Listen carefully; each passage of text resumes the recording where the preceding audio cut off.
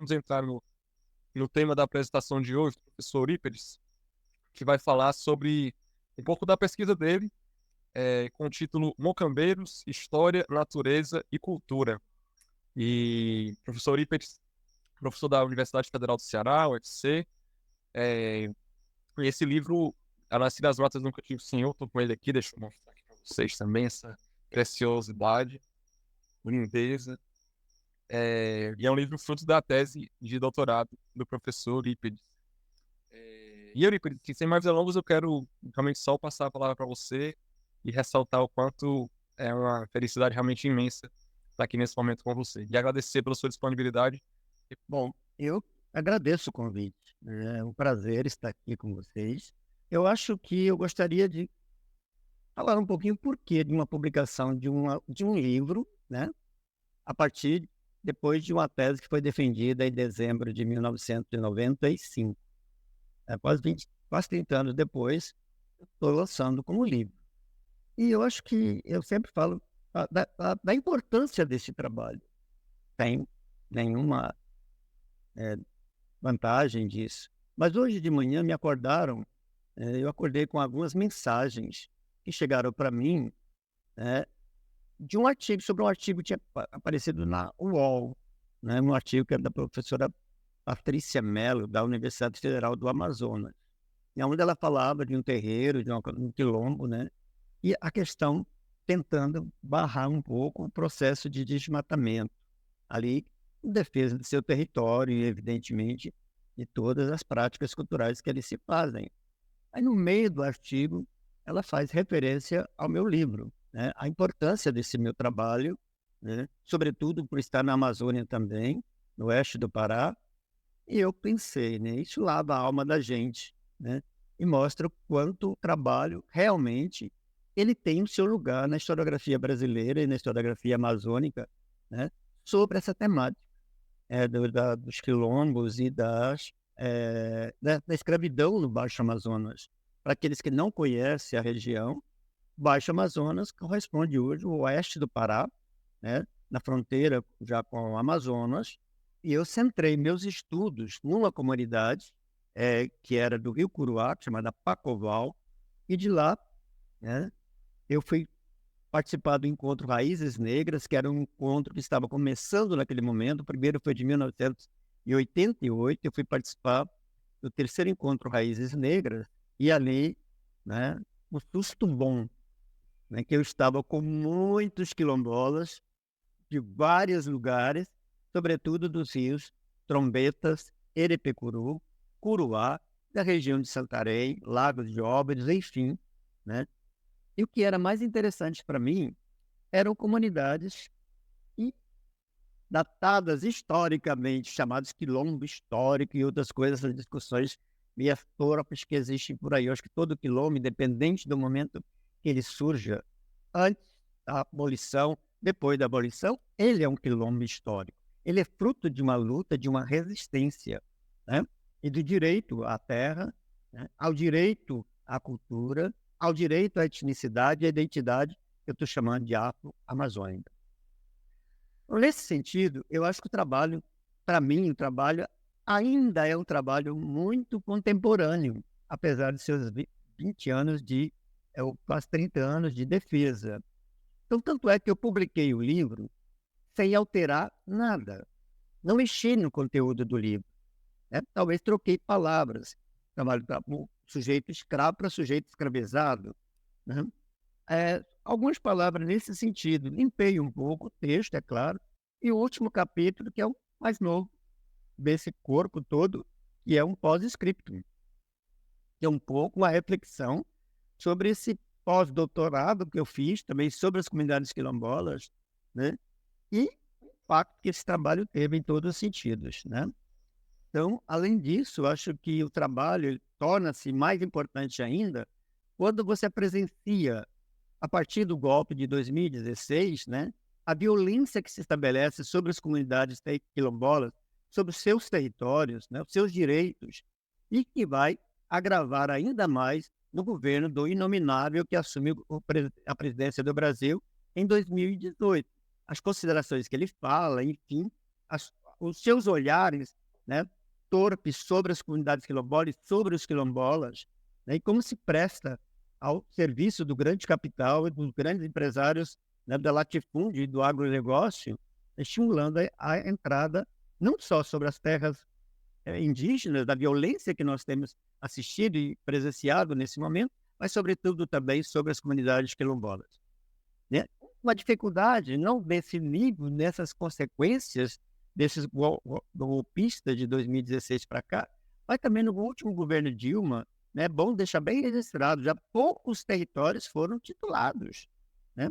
E as complicações maiores ainda no que diz respeito ao processo de titulação, né? Então, a minha tese de doutorado, ela tem também essa função social, que quando eu fui fazer não pensei nessa dimensão, mas ela também, por exemplo, naquela região especial, ela funciona como uma espécie de um documento de referência para a questão da titulação da propriedade da terra. De uma terra que já estava possuída há mais de 200 anos por várias comunidades daqueles rios. E era interessante isso quando eu conheci esses quilombolas, nesse encontro Raízes Negras, que eu os encontrei num lugar chamado Silêncio e Matá. São duas comunidades próximas, né? E Silêncio e Matá, e fica nos lagos de Óbidos.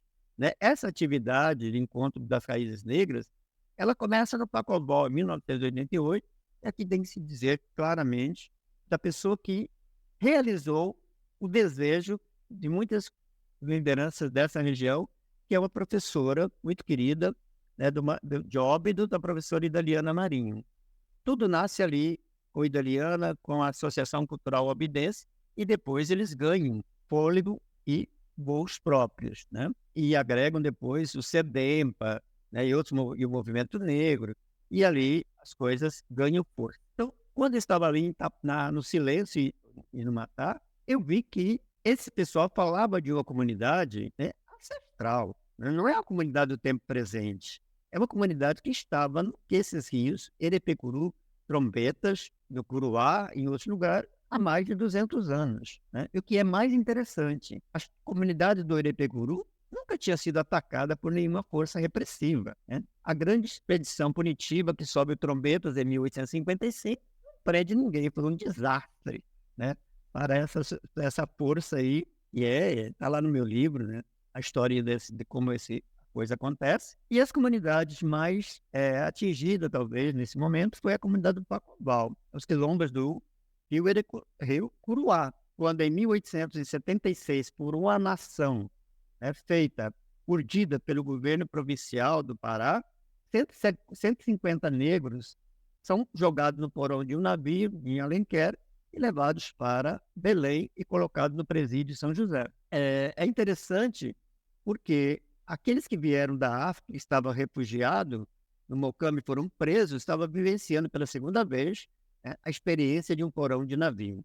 E aqueles que haviam nascido no Quilombo, ou nascido naquela região, estavam experimentando pela primeira vez a experiência de um porão do navio. Essa é uma história que é muito interessante porque me foi contada, por exemplo, esses momentos me foram narrados por várias pessoas, em especial 2 pessoas, foram grandes memorialistas, grandes narradores para mim, que é o senhor Santa Rita e a tia Dica, ambas do Pacobal. A dona Dica, né, já com as suas dificuldades de audição, nós conversamos bom tempo, e ela me dizia que o pessoal, no tempo da Cabeça d'Água Grande, resolveram se apresentar ao imperador a quem eles queriam servir.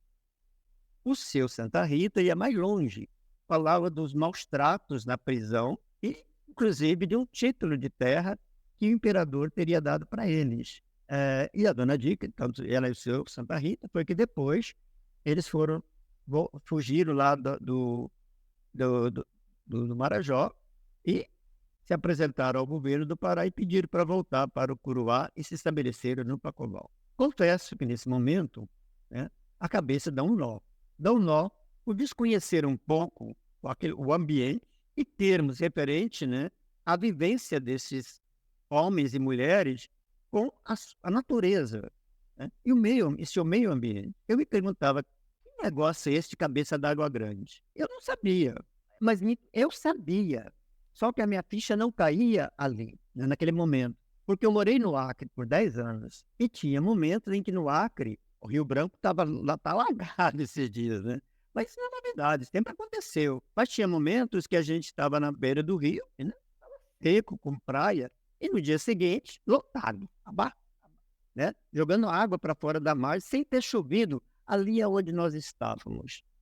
A questão é chamado ribanceiro, quando chove muito nas cabeceiras e dá uma cabeça d'água grande, e é a cabeça d'água grande que a dona Dica me apresentava. Então, nesse sentido, aproveitando esse momento, nós estamos aqui num grupo de história ambiental, é interessante, eu tive que aprender a lidar com esses momentos, com as temporalidades, tempo da castanha, tempo da várzea, tempo da castanha do baru, do cumaru, da castanha, né, do Pará, propriamente dito, que são mais conhecidas. Enfim, são temporalidades muito diversas. A minha, que estava acostumado aos tempos datados de um arquivo público ou de qualquer outro tempo de arquivo. E o que é mais interessante é que a dona Dica me falava que eles foram para lá, foram para o roçar, passaram muito mal, muito mal, e resolveram fugir do roçar. E eu me perguntar, que diabo de roçar é este? Que imperador é este que do seu Santa Rita faz menção? Porque a carta de Seis Maria, ele falava carta de Seis Maria, né? A carta de Seis Maria parou de ser concedida em 1822, logo após a independência. Então, que negócio é esse? Meus colegas do Pará, do Departamento de História à época, ninguém sabia falar que encontro é esse que poderia acontecido em Belém. E eu sem nenhuma data para me ajudar. Aí eu vou a Santarém, né, converso com o vigário que atendia a paróquia lá da comunidade, e aí toma papo, né? Toma conversa para ele deixar eu acessar o arquivo do pai dele.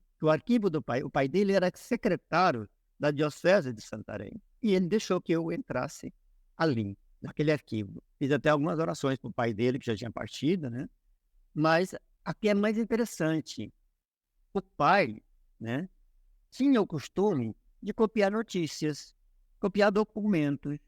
Ele estava guardado na sua gaveta com 4 cadernos de casamento, óbito e batismo de escravos de Santarém. Ele tinha guardado, ainda bem que ele guardou, o inventário do Barão de Santarém, inventário riquíssimo.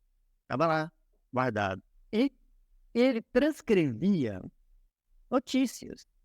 Ele transcreveu uma notícia praticamente de um diário de viagem que foi feito, né, por João, daqui a pouquinho eu me lembro dele, que comandou a expedição punitiva em 1855 ao Trombetas.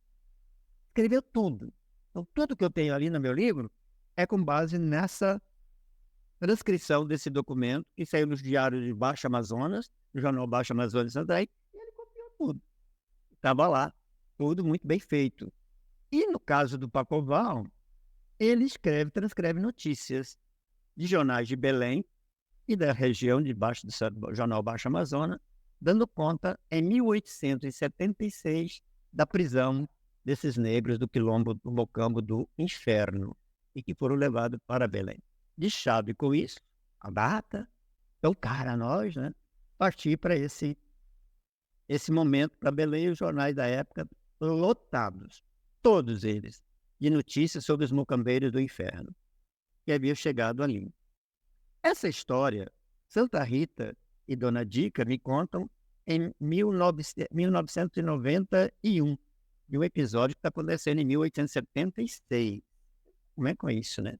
Também era uma coisa que eu estava começando, história oral. Coisa estranha também para os pesquisadores da área de história, né? Pois bem, vou nos jornais e encontro a lista dos escravos que foram presos, foram levados para Belém, inclusive da documentação no próprio Arquivo Público do Estado do Pará. Estava lá, tudo lá, né, os jornais, tudo. E aí, todos os escravos cujos donos não reclamaram a propriedade foram colocados soltos na rua, em Belém. Não tem escravo que está morrendo na rua, escravo assaltado, acusado de assalto. né? Enfim, crianças que estão morrendo, e o pessoal foi jogado na rua. Mas, no entanto, os escravos cujos donos teriam recorrido, né, mantiveram presos. E aí que entra a figura do imperador.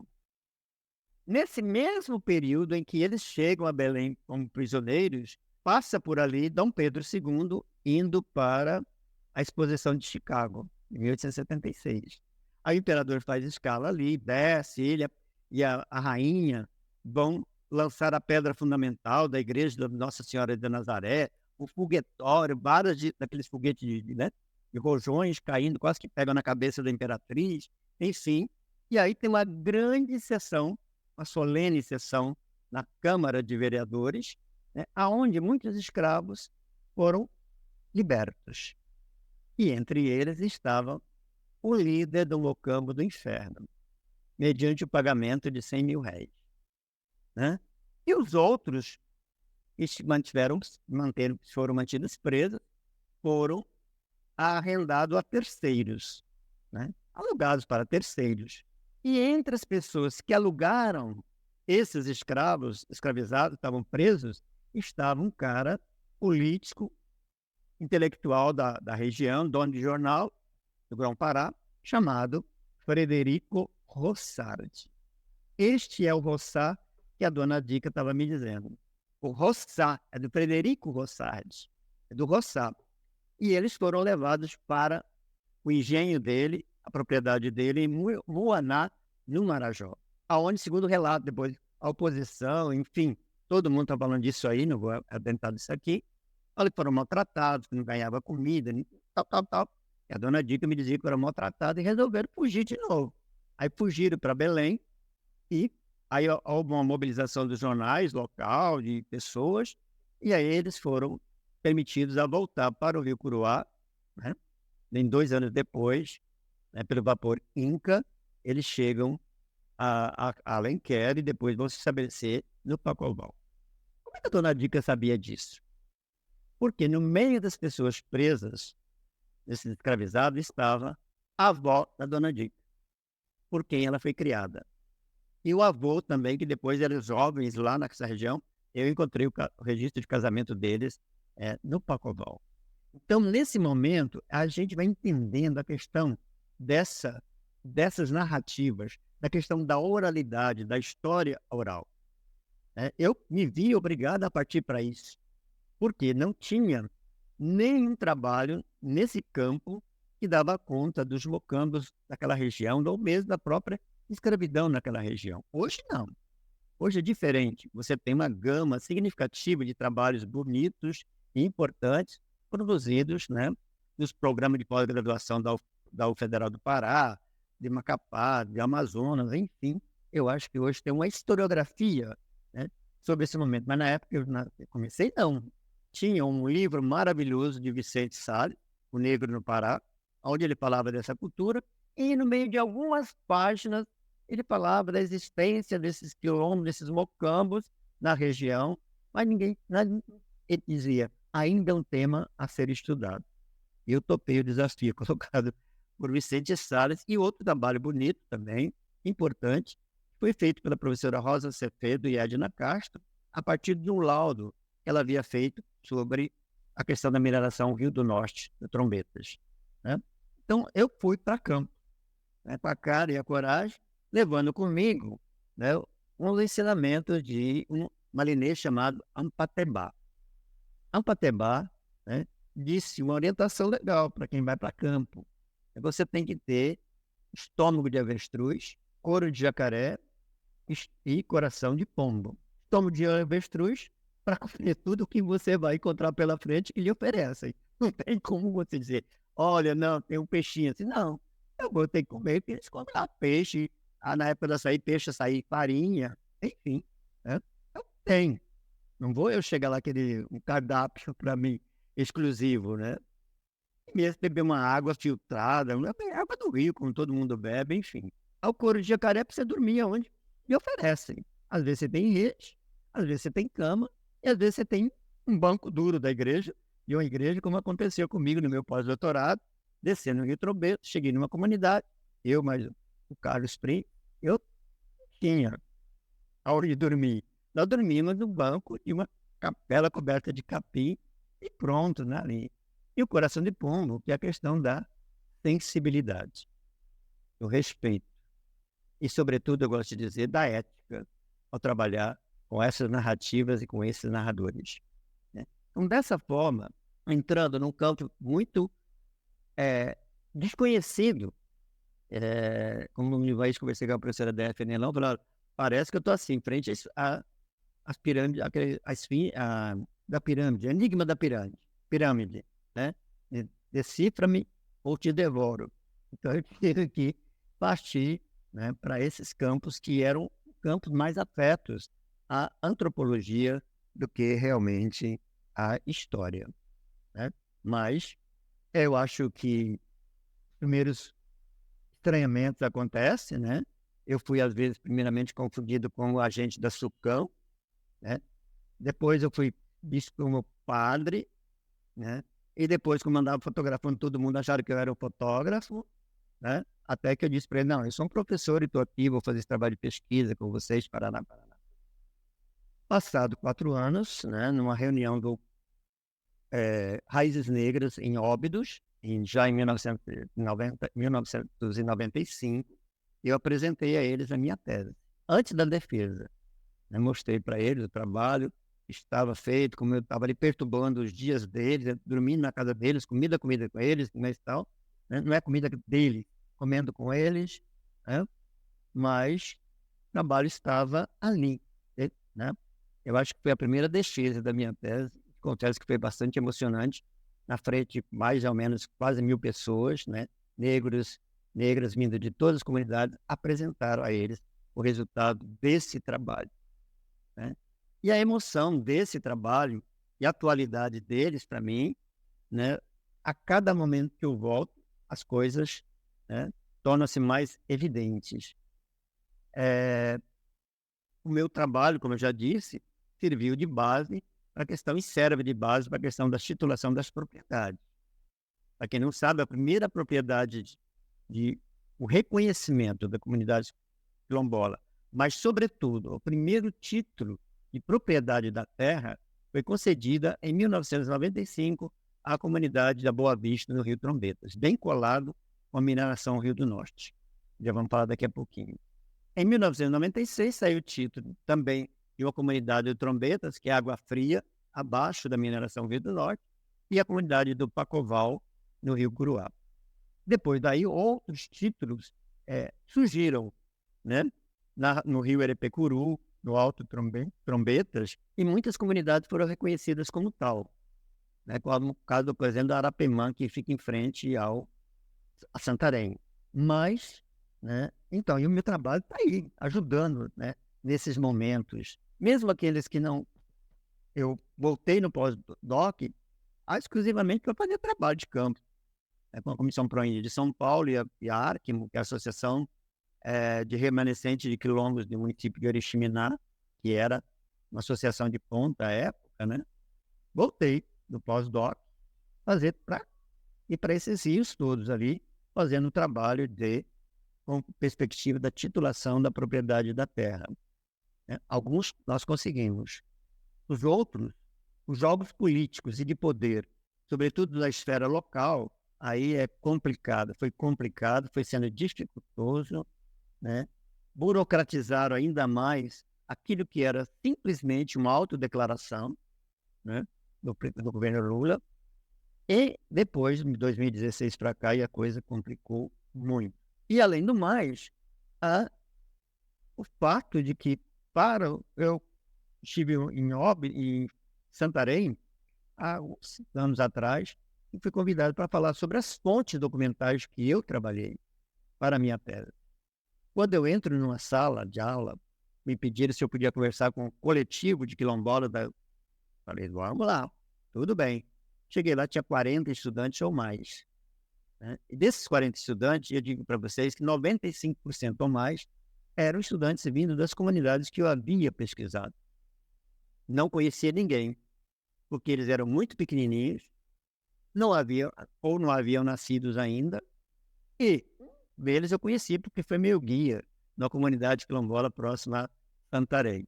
Era o mais velho da turma também, diga-se de passagem. E esses alunos fazem uma prova escrita para entrar na universidade. E os textos que eles liam eram os meus. Ali nesse momento que eu, sabe, que bom que eu fiz alguma coisa de útil, né? Nesse sentido também, certo? E aí, agora, eu voltei agora em julho, era para ter voltado antes da pandemia, não dei, voltei agora em julho, um colega daqui da Federal do Ceará, Frank Ribeiro, foi comigo, né? E nós fomos visitar as comunidades. Eu imaginei como é que eu ia ser recebido, porque eu achava, no meu começo, que a minha memória, a minha história ia dar um nó na história deles e na memória deles. Quando eu chego nas comunidades, né, quilombola, por exemplo, Pacoval, como eu fui recebido, é como se eu tivesse estado ali a semana passada. É como se não tivesse um tempo tão longo para mim dentro dessa nossa separação, né? Embora mantendo contato sempre com eles por telefone, e, enfim, nós nos isolamos por completo. E aí, foi emoção pura, né? Choro de todos os lados e memórias boas de todos os lados. Só uma que eu vou contar aqui rapidinho, é a dona Gina, né? Uma grande bailarina do Marambiré, dança maravilhosamente. Ela não dança, ela flutua. E hoje ela não dança mais o Marambiré, porque membros da família se tornaram evangélicos e, e esse pessoal proibiu a dona Gina, que está com mais de 90 anos, dançar o Marambiré. Esse é um dos problemas grandes que as comunidades enfrentam ultimamente. Pois bem, mas não quero nem saber quem é os parentes que é evangélico, quem é evangélico. Fui para a casa da dona Gina, com a liderança lá da comunidade, e chegamos lá, ela foi ser aprontada para nos receber na mesa, na cozinha. E a primeira coisa que a dona Gina fez ao nos ver foi cantar os cantos do Marambiré. E a gente bateu na mesa, a gente fez uma batucada, cantamos os cantos do Marambiré e tudo mais e tudo menos. Aí ela vira para mim, esse que é o carinho, esse que fica, né? Ela, você tem mulher? Não, eu não tenho mulher. Aí ela fala pro sobrinho dela, o meu marido tinha ciúme de mim com ele. E eu, boba, não peguei ele. Então, quando ela fala isso, né? A coisa é realmente, sabe, emocionante de dizer qual é o seu lugar na memória dessas pessoas, né?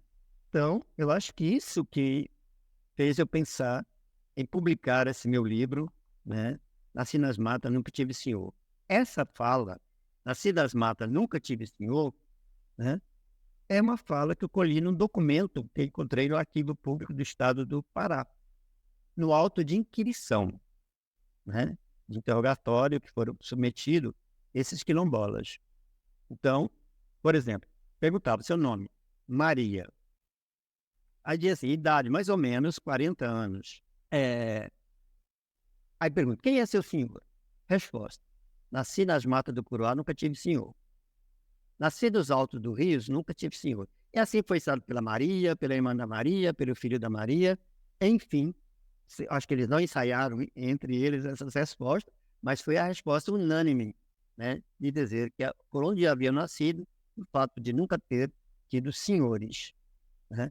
Então, foi daí que eu peguei essa fala, que virou o título da minha tese, né, e virou o título do livro também, Nasci nas Matas, Nunca Tive Senhor. E como os quilombolas do Curuá, né, os do Trombeta foram a mesma coisa. Nem sequer foram derrotados, nunca foram perseguidos, né? A briga havia com outros índios, né?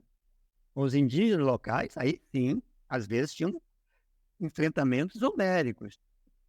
Por quê? Quando esses negros escravizados fogem das propriedades dos seus senhores, seja dos centros urbanos ou do campo, da zona rural, de Alenquer, Santarém e, sobretudo, Óbidos, que eram os 3 únicos municípios da região nesse momento, eles sobem os rios.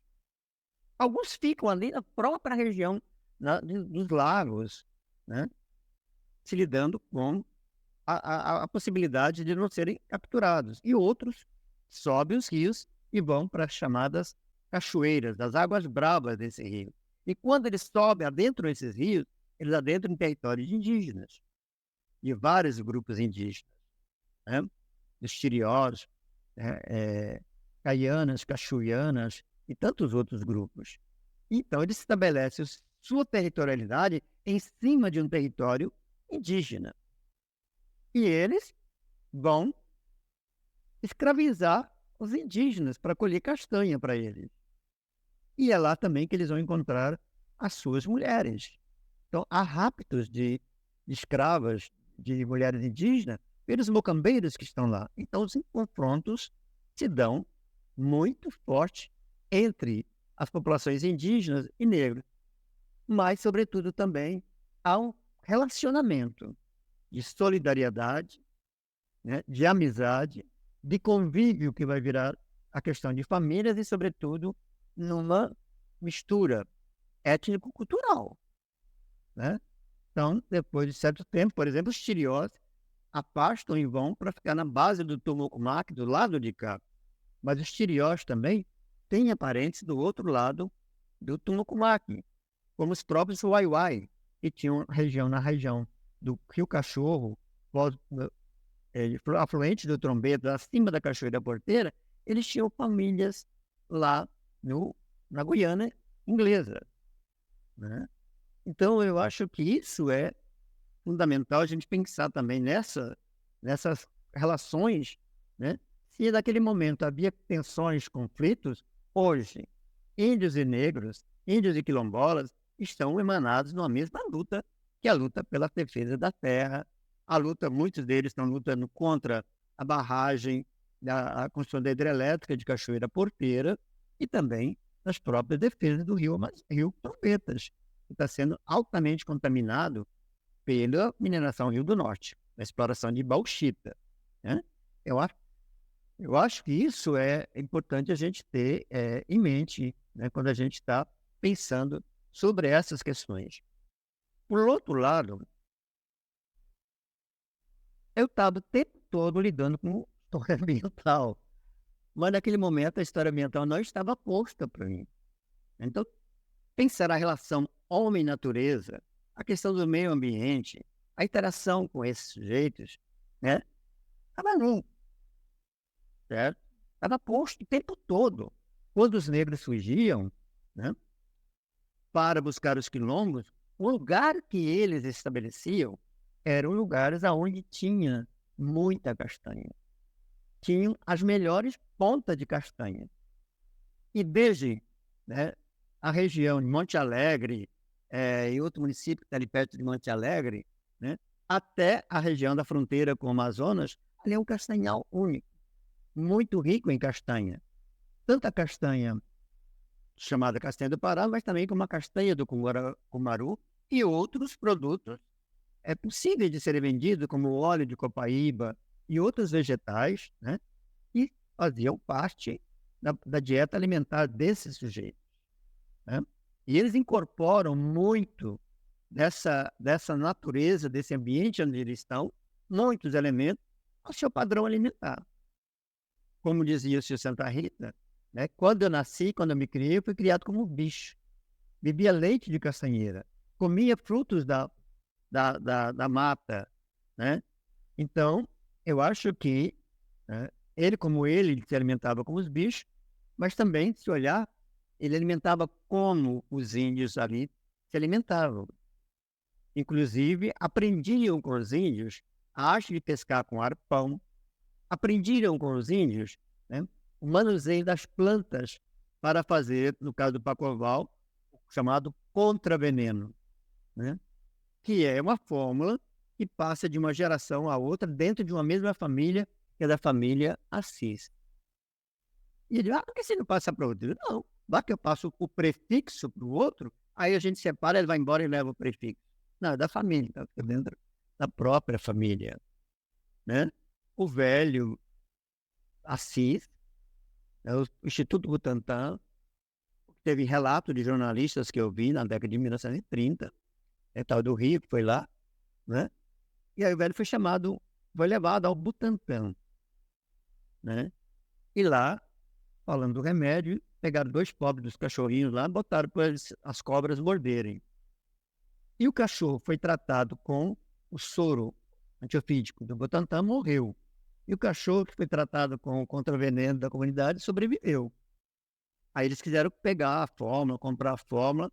Ele disse, não, isso é uma coisa de família, eu vou voltar e ver, depois eu falo com vocês. Ele voltou e nunca mais falou com o pessoal do Butantan, né? A não ser que, embora esses sujeitos estão correndo risco com a questão da biopirataria, né? Com a indústria farmacêutica que é violenta. Então, quando eu fiz a cura, né? Vocês vão ver na minha tese, o que eu relato é uma coisa que é visível, né? O que eu bebi, durante porque eles passam uma vela acesa perto de você, você toma um gole do veneno, passa de novo, aí você depois apaga a vela dentro da boca, passam, costuram você com a linha, assim, em volta da sua cintura, enfim, o seu corpo vai sendo fechado contra a picada de cobra. E depois vem uma série de dietas que você tem que seguir à risca. Aí eu pergunto, o que é que chá é esse, hein? Aí eles disfarçavam, riam, olhavam. Né? Ah, é uma folha qualquer aí, coisa e tal. É verdade, se eles tivessem me contado tudo, eu não ia contar para vocês. Uma questão de ética, né? E aí, tinha a cura preventiva, que foi o meu caso, tinha a cura de ofendido, que é alguém que chega ofendido de cobra, e tem o cura de fechamento do corpo, em cura definitiva. O que vocês estão rezando aí? Não, ninguém está rezando nada, não. Mas você sabia que o bochicho estava acontecendo ali. E esse segredo passa dentro de uma família, né? E os homens praticam mais do que as mulheres, porque as mulheres têm um período interdito, que é o período do ciclo menstrual, que elas não podem nem sequer olhar para o contraveneno. Então você vai aprendendo um pouco de todas essas culturas. Aonde eles aprenderam? Com os mais velhos.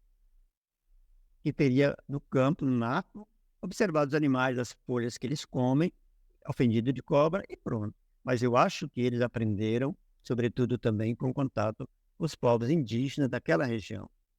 Eles tinham contato, inclusive, né, através dos grupos indígenas que mediavam aquelas fronteiras ali, com o grupo Saramaca, né, grupos quilombolas da Guiana.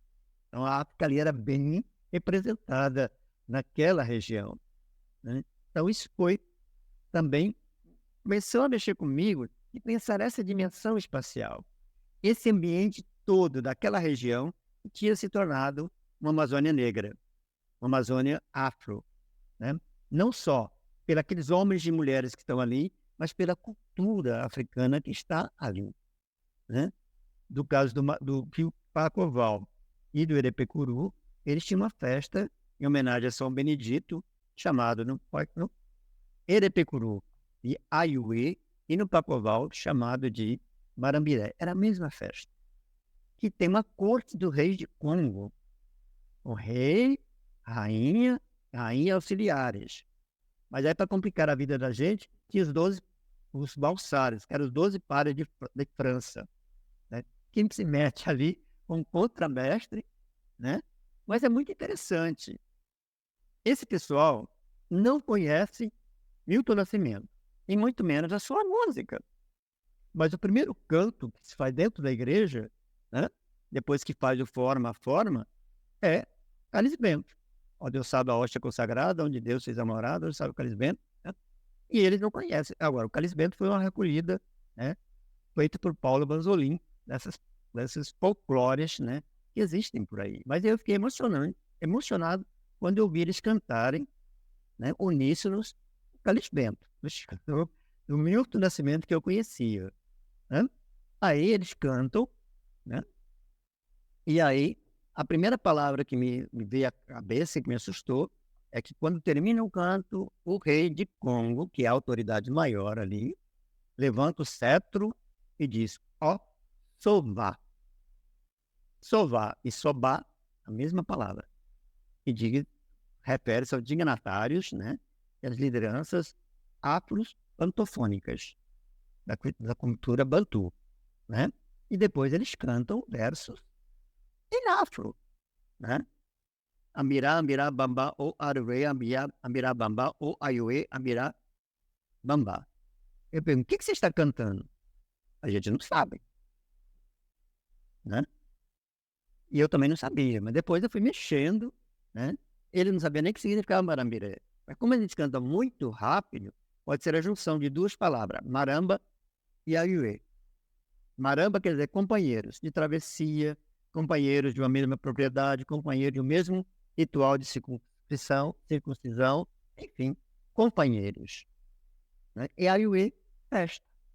Então, marambiré pode ser um ciclo, a festa, né, de amigos. E ela é uma festa que começa no Natal e termina dia 6 de janeiro, em que eles comemoram São Benedito. E não é à toa que lá no Erepecuru, o nome do marambiré é aiuê, festa, né? E aí eles cantam também assim, cantam muito rápido, né? Ó, está linda, teu linda. Esses estão cantando. Ele vira assim, não tá sabendo não, cara, você não escutou nada, você não entendeu nada. Eu falei, não entendi, a gente tá cantando horta linda, a tão linda. Se vocês sabem que tem que cantar assim, horta linda, por que a teu linda, teu linda, teu linda? Os velhos cantavam assim. E nós temos que cantar como eles. Então, ou seja, nos cantos também dá para identificar essa questão dessas ancestralidades e dessa africanidade que ancora na região do Baixo Amazonas, né? Então, eu acho que isso é muito importante para a gente pensar nisso. Pensar a vida desses quilombos, né? É pensar a relação de homem e natureza. A Octavie Coudreau, que é uma francesa que passa por ali e que está na memória dos mais velhos, né? Tio Santa Rita falava com Madame de Coudreau, né? Ela ficou horrorizada com o que viu no Pacobal. O amontoado de casa, tá nem para nem chamar de vila, todo mundo, as galinhas de um vivem na outra, enfim, não tem nenhuma estrutura de vila, coisa e tal, né? Então ela estranhava aquilo que para eles, né, era normal e que para mim torna-se normal porque eu entender uma cultura, né, de uma comunidade quilombola, aonde a casa do pai está aqui, mas a do filho está aqui, a do outro filho está aqui, ou seja, um tipo de família estendida que está dentro daquelas comunidades, não é só ali no Pacobal, em todas elas. Comunidades simples, né? Comunidades, diria aos olhares, precárias, né? De palha, coberta de palha, quando está de madeira, coberta de madeira, mas aos olhos dos ditos civilizados, como Madame Octavie de Coudreau, era um exagero ver aquilo ali. Ela ficava horrorizada com o pessoal, ela chegou exatamente no auge do Marambiré de 1901, de 1900 para 1901, né? E ela ficou horrorizada com o que viu, com aquelas festas, né? Todos os dias que ela passou nessa época, tinha até festa do Marambiré. E o mundo bebia cachaça, bebia tudo, atafiar, né? Enfim, ela ficou horrorizada com o que viu, né? As imagens de santos eram precárias, né? Vestidas de roupas, né? De pano. Ela dizia, isso aqui está pior do que as imagens do Quasimodo. Onde ela estranhava, eu vi uma cultura, né? Uma arte mocambeira, né?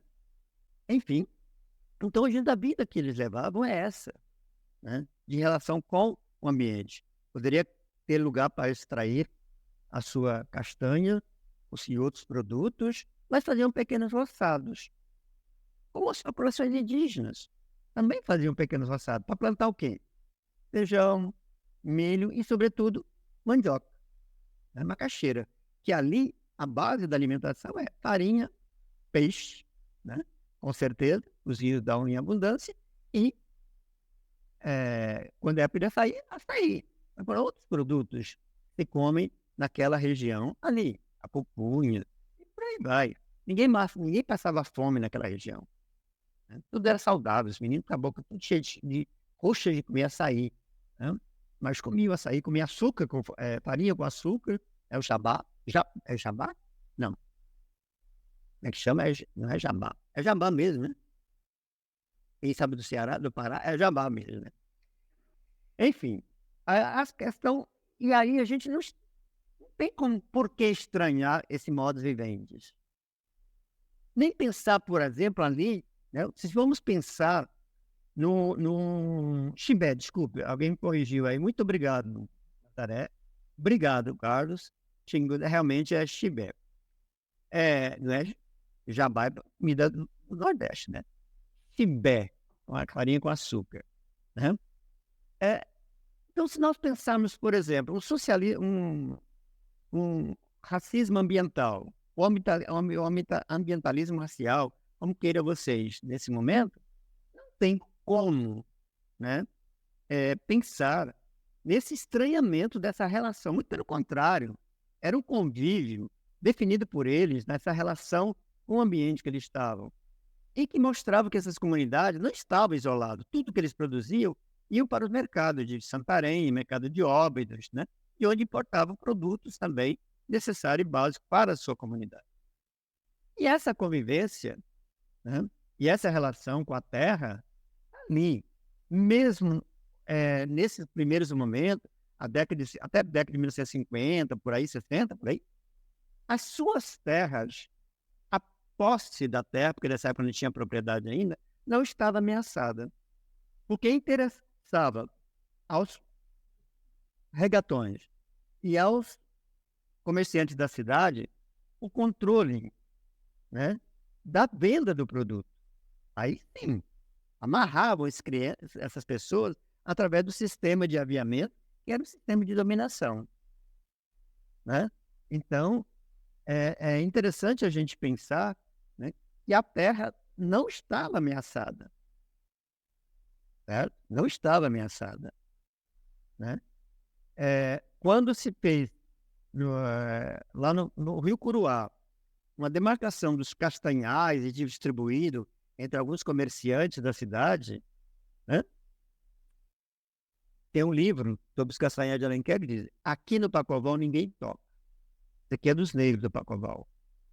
Aí eu fui lembrando da história do seu Santa Rita, que queria que eu encontrasse a carta de Seis Maria.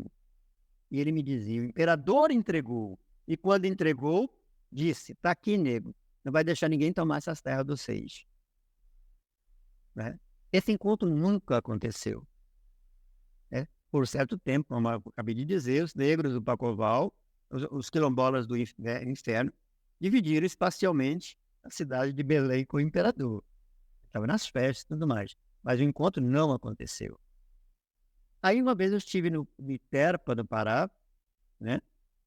Me deram a chance de entrar no Iterpa, e eu entrei e copiei tudo o que eu podia, nem saía para almoçar, porque eu sabia que uma hora eles iam me matar para fora de lá do Iterpa, né? Nessa época era o marido da Leila Mourão, uma gente muito decente, né? E me deixou entrar no Iterpa. E eu copiei tudo. Aí eu encontrei uma licença de ocupação, LO, datada do início do século XX, para um pessoal no Pacoval. Eu cheguei lá feliz da vida. Olha, seu Santa Rita, tá aqui o título que eu queria encontrar. Aí eu ganhei um balde de água fria na cabeça. Ele vira para mim: professor, e se alguém agora quiser vender uma coisa que nós tudo sempre usou? Aí então tá a lógica da relação dessas comunidades com a terra.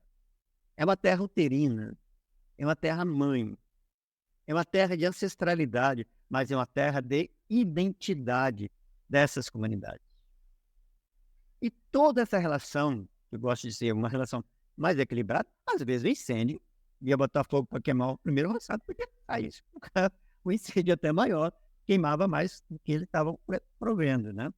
Mas essa relação, essa lógica, né, de ter a terra como terra uterina, como terra nossa, né, ela quebra a partir da década de 1970.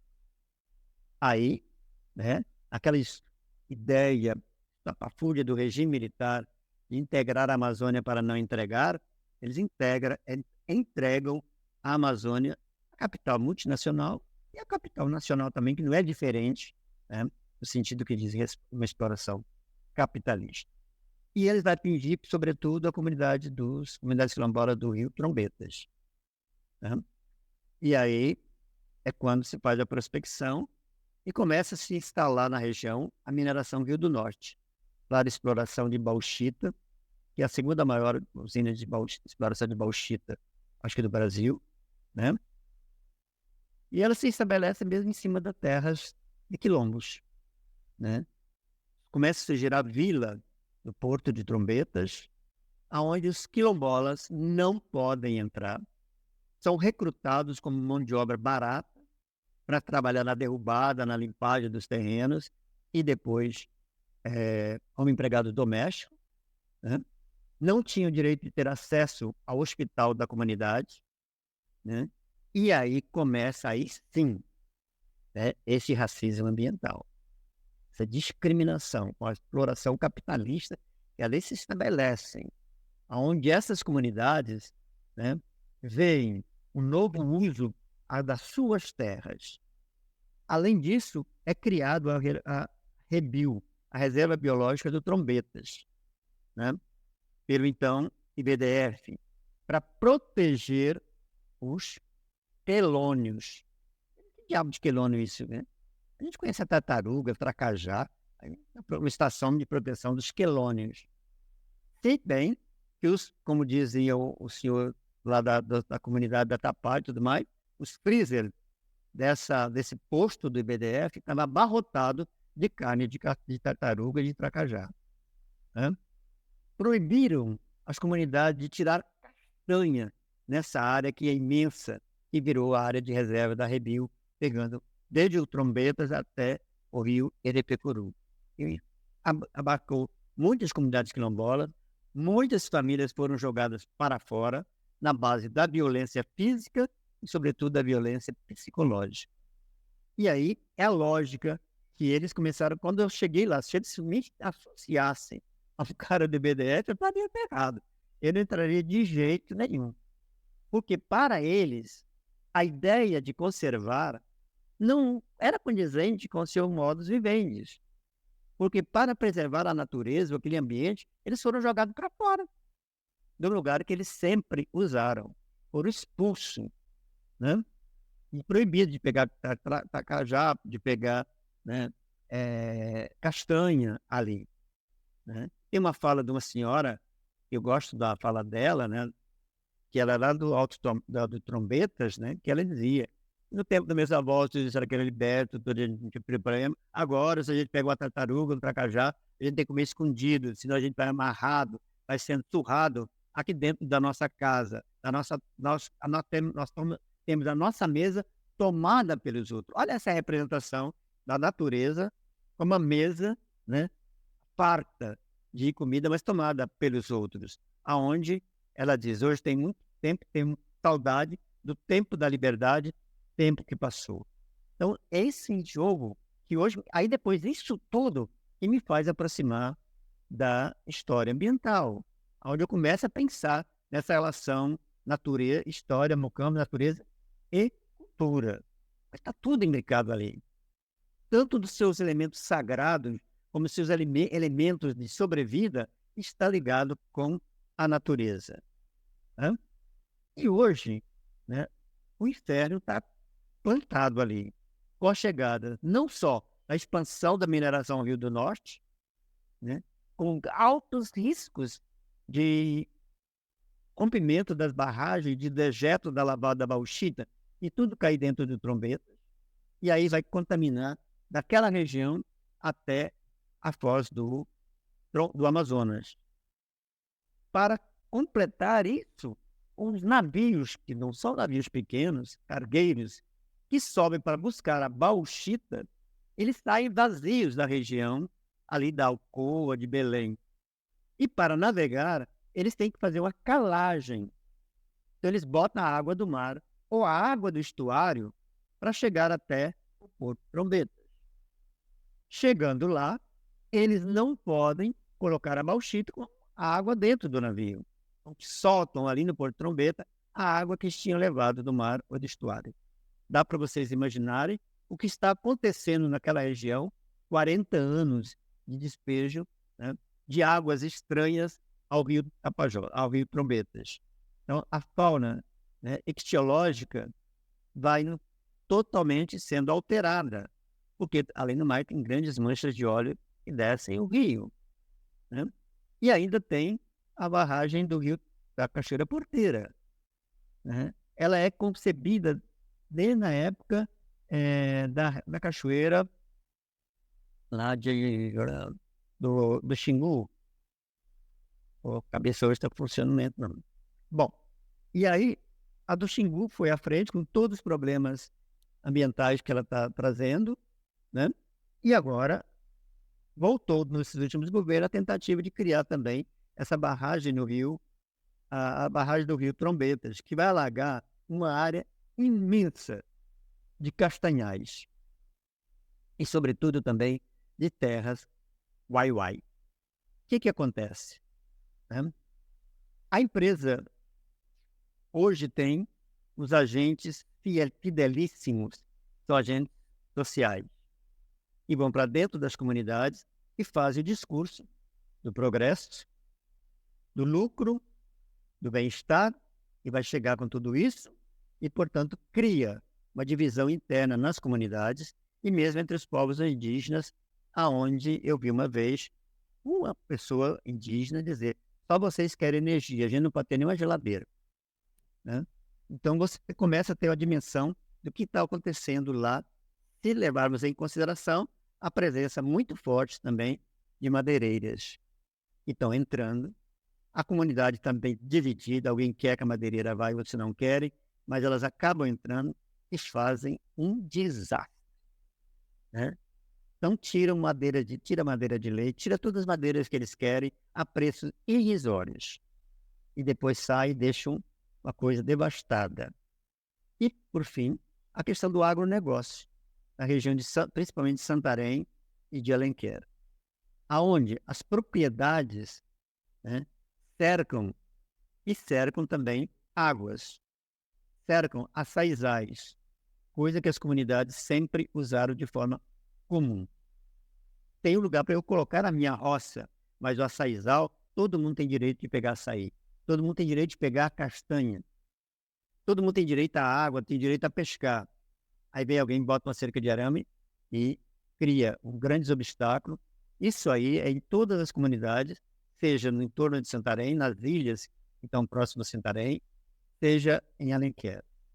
Tudo isso com incentivos fiscais por parte do governo federal, do governo estadual e de governos municipais.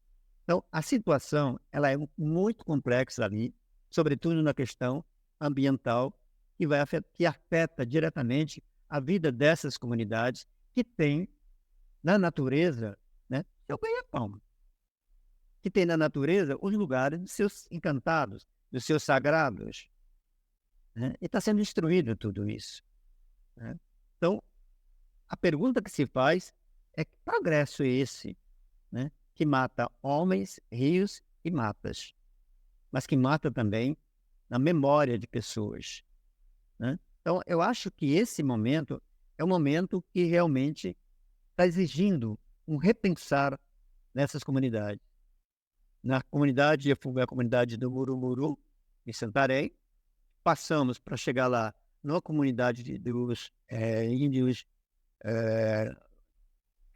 Munduruku, aí na região, e vamos à cidadezinha de Belterra, uma cidade que nasce do cultivo de seringueira, no projeto de Henry Ford. E ali tinha muito mel. Melhas nativas.